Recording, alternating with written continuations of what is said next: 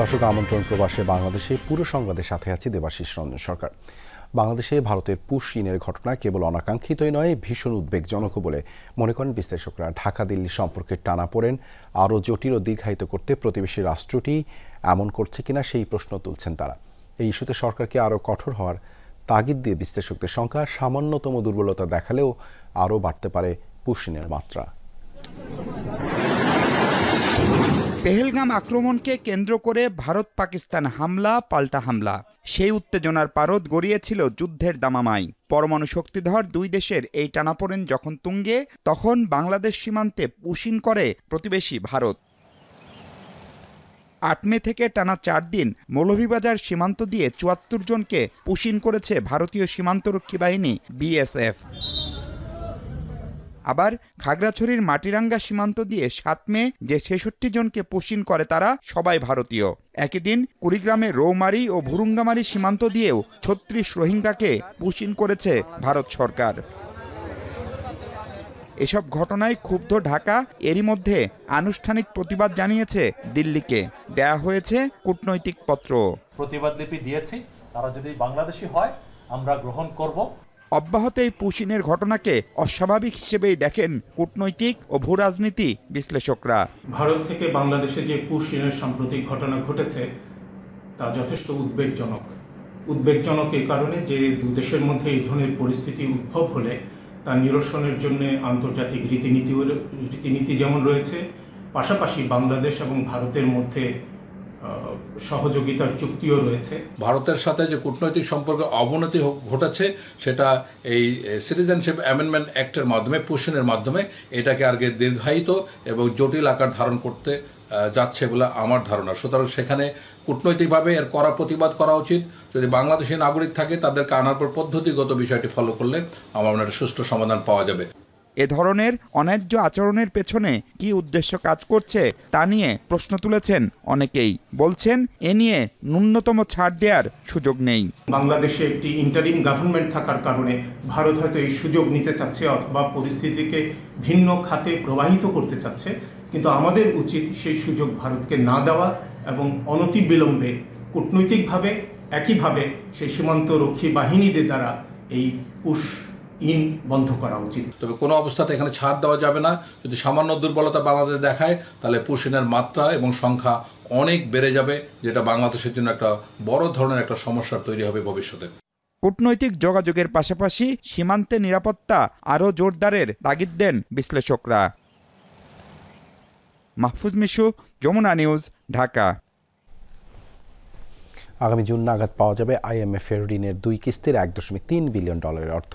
চতুর্থ রিভিউ শেষ হবার পর এমন সিদ্ধান্ত নিয়েছে আন্তর্জাতিক মুদ্রা তহবিল IMF। অর্থ মন্ত্রণালয় থেকে দেয়া এক প্রেস বিজ্ঞপ্তিতে বলা হয়েছে, সার্বিক অর্থনৈতিক অবস্থা পর্যবেক্ষণ করে ঋণদাতা এই সংস্থা কিস্তি ছাড়ের ইঙ্গিত দিয়েছে। এছাড়াও বিশ্বব্যাংক, ADB, AIIB, জাপান সহ বিভিন্ন উন্নয়ন সহযোগিতার কাছ থেকে আরও পাওয়া যাবে প্রায় $2 বিলিয়ন সহায়তা। এই অর্থ মিললে সমৃদ্ধ হবে বৈদেশিক মুদ্রা রিজার্ভ। বিজ্ঞপ্তিতে আশা প্রকাশ করে বলা হয়, মুদ্রার বিনিময় হারেও স্থিতিশীলতা তৈরি হবে। সংস্কার উদ্যোগ চলমান রাখার প্রতিশ্রুতি দিয়েছে বাংলাদেশ।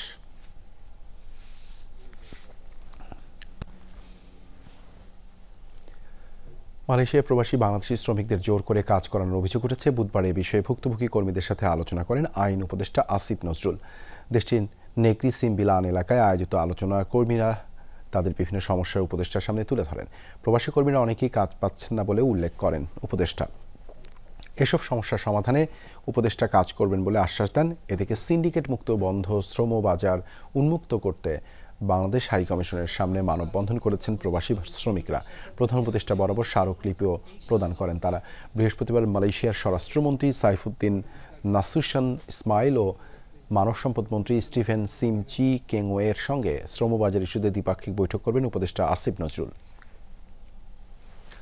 সংযুক্ত আরব আমিরাতের সাথে 2 ম্যাচের T20 সিরিজ খেলতে সকাল 10টার ফ্লাইটে দুবাই যাত্রা করেছে বাংলাদেশ দলের প্রথম বহর।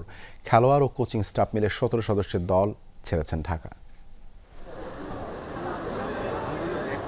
বুধবার 2 ধাপে দুবাই পাড়ি দেয় বাংলাদেশ দল। সকাল 10টায় ছিল প্রথম ফ্লাইট।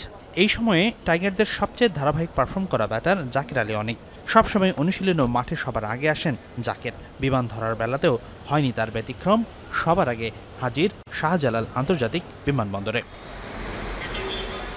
এরপর ক্রিকেট বোর্ডের বাসে চেপে বিমানবন্দরে হাজির হন তানজিম হাসান সাকিব, সহ অধিনায়ক শেখ মেহেদী হাসান, শামীম পাটোয়ারি, তানজিদ তামিম, রুশাদ হোসেন, নাহিদ রানা ও পারভেজ হোসেন ইমন। বাংলাদেশ দলের নতুন ফিল্ডিং কোচ জেমস পামেন্ট ও ট্রেনার নাথান কেলি আসেন একই গাড়িতে। এরপর হেড কোচ ফিল সিমন আসেন অন্য গাড়িতে। সবশেষ দুই ক্রিকেটার হিসেবে তানভীর আহমেদ ও পেসার হাসান মাহমুদ আসেন বিমানবন্দরে। সব মিলে এদিন ক্রিকেটার, কোচিং ও সাপোর্ট স্টাফ মিলে 17 সদস্যের বহর সকালে ধরেছেন দুবাইয়ের ফ্লাইট। স্বাগতিক সংযুক্ত আরব আমিরাতের বিপক্ষে শারজাতে 17 ও 19 মে দুটি টি-20 ম্যাচ খেলবে বাংলাদেশ। এরপর সবকিছু ঠিক থাকলে পাকিস্তান সফরে যাবার কথা টাইগারদের। বাংলাদেশের সবশেষ পাকিস্তান সফরে ঐতিহাসিক টেস্ট সিরিজ জিতেছিল দল। রাওয়ালপিন্ডির সেই সিরিজে টাইগারদের স্টার পারফর্মার ছিলেন পেসার হাসান মাহমুদ। পাকিস্তান সফরে শেষ পর্যন্ত দল গেলে এবারও জয় নিয়ে ফেরার প্রত্যয় নিয়ে ঢাকা ছাড়লেন হাসান। এখন আমরা জিতে আসবো ইনশাআল্লাহ। হাসানুর রহমান, যমুনা স্পোর্টস, ঢাকা। চট্টগ্রাম বন্দরের সাথে সংযুক্ত হলে সেভেন সিস্টার্স সহ পার্শ্ববর্তী দেশগুলো লাভবান হবে, জানিয়েছেন প্রধান উপদেষ্টা ডক্টর মোহাম্মদ ইউনূস। বুধবার সকালে চট্টগ্রাম বন্দর পরিদর্শন শেষে এনসিটি ইয়ার্ডে মতবিনিময় সভায় কথা জানান তিনি। বলেন, চট্টগ্রাম বন্দর দেশের অর্থনীতির হৃৎপিণ্ড। এই বন্দর বাদ দিয়ে বাংলাদেশের অর্থনীতির নতুন পথ খোলা সম্ভব নয়। পুরো সার্কিট হাউসে পৃথক অনুষ্ঠানে নতুন কালুরঘাট সেতুর ভিত্তিপ্রস্তরের স্মারক ফলক উন্মোচন করেন প্রধান উপদেষ্টা। সকালে এনসিটির 4 নম্বর গেট দিয়ে চট্টগ্রাম বন্দরে প্রবেশ করেন অন্তর্বর্তী সরকারের প্রধান উপদেষ্টা প্রফেসর ডক্টর মোহাম্মদ ইউনূস। সেখানে এক সভায় বন্দরের অপারেশনাল কার্যক্রম সম্পর্কিত মাল্টিমিডিয়া ডকুমেন্টেশন প্রত্যক্ষ করেন তিনি। পরে দেয়া বক্তব্যে প্রধান উপদেষ্টা বলেন, চট্টগ্রাম বন্দরকে বাদ দিয়ে বাংলাদেশের অর্থনীতির নতুন পথ খোলা সম্ভব নয়। চট্টগ্রাম বন্দরটা হলো বাংলাদেশের অর্থনীতির হৃৎপিণ্ড। বাংলাদেশের অর্থনীতি যদি পাল্টাতে হয় তাহলে চট্টগ্রাম বন্দর হলো ভরসা। এটাকে বাদ দিয়ে বাংলাদেশের অর্থনীতি নতুন কোনো পাতায়, নতুন কোনো অধ্যায়ে প্রবেশ করার কোনো সুযোগ নেই। এই পথ খুলে দিলে বাংলাদেশের অর্থনীতির পথ খোলে। চট্টগ্রাম বন্দরকে বিশ্বমানের করতে এবং সক্ষমতা বাড়াতে বিশ্বসেরা বিদেশি অপারেটর নিয়োগের যৌক্তিকতা তুলে ধরেন প্রধান উপদেষ্টা। চট্টগ্রাম বন্দরের সাথে সংযুক্ত হলে পার্শ্ববর্তী দেশগুলো লাভবান হবে বলে জানান তিনি। শুধু হৃৎপিণ্ড বাংলাদেশের জন্য না, আশেপাশের দেশগুলোর সঙ্গে সংযুক্ত। যে কারণে নেপালের কথা বললাম, ভুটানের কথা বললাম, সেভেন সিস্টার্সের কথা বললাম। ভুটান যদি এটার সঙ্গে সংযুক্ত হয় সেও লাভবান হবে, আমরাও লাভবান হব। সেভেন সিস্টার যদি এটার সঙ্গে সংযুক্ত হয় তারাও লাভবান হবে, আমরাও লাভবান হব। এই হৃৎপিণ্ডকে বাদ দিয়ে চললে যারা এটাতে বাদ দেবে তারা ক্ষতিগ্রস্ত হবে। রক্ত সঞ্চালন হবে না সেখানে, অর্থনৈতিক সঞ্চালন হবে না সেখানে। পরে চট্টগ্রাম সার্কিট হাউসে পৌঁছালে প্রধান উপদেষ্টাকে গার্ড অব অনার প্রদান করা হয়। সেখান থেকে বহুল প্রতীক্ষিত নতুন কালুরঘাট সেতুর ভিত্তিপ্রস্তরের স্মারক ফলক উন্মোচন করেন প্রধান উপদেষ্টা, যা দক্ষিণ চট্টগ্রামের মানুষের দীর্ঘদিনের দাবি। 11,560 কোটি 76 লাখ টাকা ব্যয়ে নির্মিতব্য নতুন রেল কাম সড়ক সেতুটির কাজ 2029 সালে শেষ হওয়ার কথা। এরকম যারা কাজে নিয়োজিত আছেন। সার্কিট হাউসে চট্টগ্রাম মহানগরীর জলাবদ্ধতা নিরসন এবং অক্সিজেন হাটহাজারী মহাসড়ক উন্নয়ন নিয়ে মতবিনিময় সভায় অংশ নেন প্রধান উপদেষ্টা। এটা সবার সমস্যা, সবাই আমরা যেন সম্মিলিতভাবে সমাধান দিতে পারি। সভা শেষে দক্ষিণ কাট্টলী এলাকায় প্রস্তাবিত হার্ট ফাউন্ডেশন হাসপাতালের 23 একর জমির দলিল হস্তান্তর করেন তিনি। মামুন রশিদ অভি, যমুনা নিউজ, চট্টগ্রাম। পাকিস্তান সুপার লিগের চলতি আসরে খেলবেন সাকিব আল হাসান। বাংলাদেশের এই অলরাউন্ডারকে দলে ভিড়িয়েছে লাহোর কালান্দার্স। ফ্র্যাঞ্চাইজির পক্ষ থেকে এখনও সাকিব আল হাসানকে নিয়ে আনুষ্ঠানিক ঘোষণা না আসলেও একটি বিশ্বস্ত সূত্র যমুনা টেলিভিশনকে এই তথ্য নিশ্চিত করেছে। ফলে প্রায় 5 মাস পর প্রতিযোগিতামূলক ক্রিকেটে ফিরতে যাচ্ছেন সাকিব। সম্প্রতি সংযুক্ত আরব আমিরাতে সাকিবকে অনুশীলন করতেও দেখা গেছে। মূলত ভারত পাকিস্তান যুদ্ধের কারণে অনির্দিষ্টকালের জন্য বন্ধ হয়ে যায় PSL। তবে দ্রুতই আবারও শুরু হচ্ছে লিগ। নিরাপত্তা সংখ্যায় অবশ্য বেশ কয়েকজন বিদেশিকে আর পাচ্ছেন না ফ্র্যাঞ্চাইজিগুলো।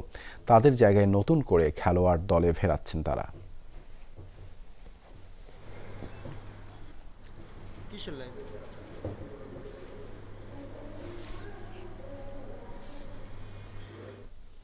সন্ধ্যায় বাংলাদেশ দলের দ্বিতীয় বহর যখন বিমানবন্দরে, তার আগেই চাউর হয়ে দিল্লির ডাক এসেছে মোস্তাফিজুর রহমানের। কিন্তু বিমানবন্দরে সবার চোখ ফাঁকি দিয়ে ভিন্ন পথে ভেতরে ঢোকেন কাটার মাস্টার। ফিজের সাথে দুবাইয়ের বিমান ধরেছেন অধিনায়ক লিটন দাস, নাজমুল শান্ত ও সিনিয়র সহকারী কোচ সালাউদ্দিন সহ 4 জন। দুবাইয়ের উদ্দেশ্যে দেশ ছাড়ছে টাইগারদের দ্বিতীয় বহর। এর মাঝেই খবর আসে IPL-এ দিল্লি ক্যাপিটালসের হয়ে খেলবেন মুস্তাফিজুর রহমান। আর লিটন শান্তদের সাথে ফিজেরও তখন আসার কথা বিমানবন্দরে। তাই তো ক্যামেরার লেন্স খুঁজে বেড়াচ্ছে ফিজকে। কিন্তু বিমানবন্দরে সবার দেখা মিললেও দেখা যায়নি তাকে। তাই তো তখন প্রশ্ন, তবে কি দুবাই না যেয়ে দিল্লি যাচ্ছেন ফিজ?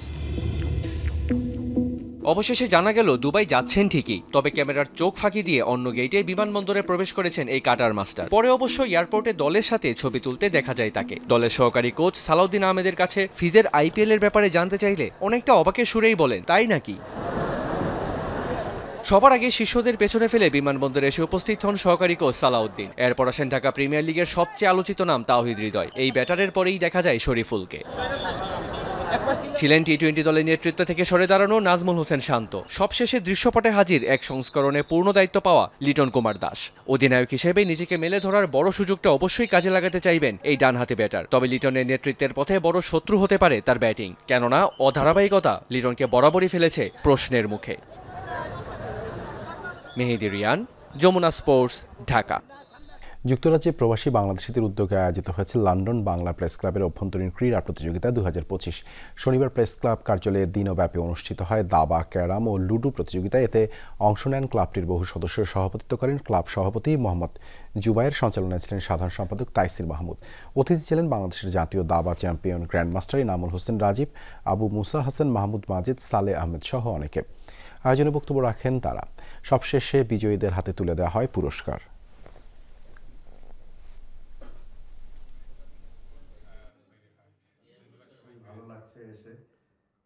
আমি প্রত্যেককেই যারা পার্টিসিপেট করেছেন, বিজয়ী হন অথবা না হন, প্রত্যেককে ধন্যবাদ জানাই। খুবই ভালো লাগছে, আমি দাবাতে চ্যাম্পিয়ন হয়েছি এবং ক্যারাম বোর্ডে চ্যাম্পিয়ন হয়েছি। অভ্যন্তরীণ আমাদের ইনডোর গেমস যেটা দাবা হলো, ক্যারাম বোর্ড হলো, লুডো খেলা হলো, আসলে খুবই আনন্দের বিষয়। এবং লন্ডনের বাইরের অনেক প্রতিযোগী অংশগ্রহণ করেছেন। এবং এখানে শুধুমাত্র খেলাধুলার বিষয় না, একটু সবাই এক ছাতার তলে সমবেত হওয়া, একটু উচ্ছ্বাসের প্রকাশ।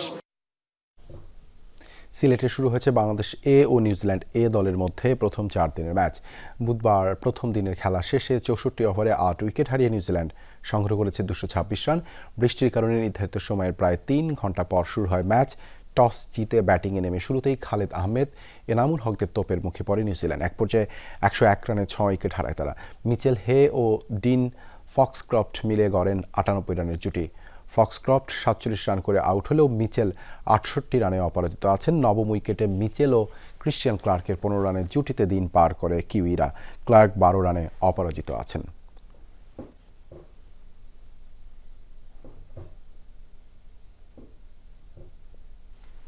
সাফ অনূর্ধ্ব-19 চ্যাম্পিয়নশিপে নিজেদের গ্রুপে চ্যাম্পিয়ন হয়েছে বাংলাদেশ। শুক্রবার সেমিফাইনালে নেপালের মুখোমুখি হবে লাল সবুজের প্রতিনিধিরা। সেমির আগে নিজেদের প্রস্তুত করছে যুবারা। মালদ্বীপের বিপক্ষে ড্র দিয়ে টুর্নামেন্ট শুরু হয়েছিল বাংলাদেশের। এরপর ভুটানের বিপক্ষে এক গুরুত্বপূর্ণ জয়ে সেমিফাইনাল নিশ্চিত করে দলটি। ফলে প্রথম সেমিফাইনালের 16 মে বাংলাদেশের প্রতিপক্ষ হবে group B runner up Nepal. Group পর্বে ভারত তাদেরকে হারিয়েছিল 4-0 গোলে। একই দিন সেই ভারতই গ্রুপ বির চ্যাম্পিয়ন হয়ে দ্বিতীয় সেমিফাইনালে খেলবে মালদ্বীপের বিপক্ষে। আসরের ফাইনাল ম্যাচ আগামী 19 মে।